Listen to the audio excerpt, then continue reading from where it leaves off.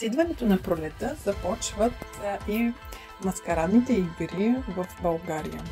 Сега ще ви покажа как се провеждат в моето родно село, в Сливенския край.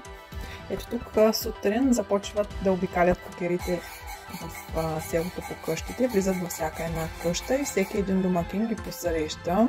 Има булка, годинник и поп. Всички останали са музиканти и кукери.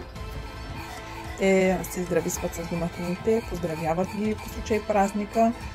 Имат различни ритуали, да прогонят злите духове със своите хлопки, скачайки. След това домакинът трябва да седне и има такъв ритуал, той да бъде обръснат с сабя. Ето сега ще видите на една снимка. Боядисват се бузите на всички хора с червило за берекет, за здраве, за плодородие.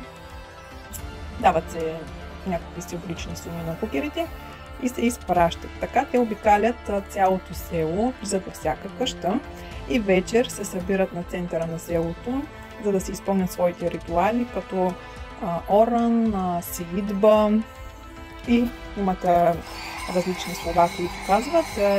Събират се на кукерско флоро, на което могат да се хванат всички гости и жители на селото. И така приключва празника. Той се състои всяка година и е много харесван от всички жители на селото и на всички гости.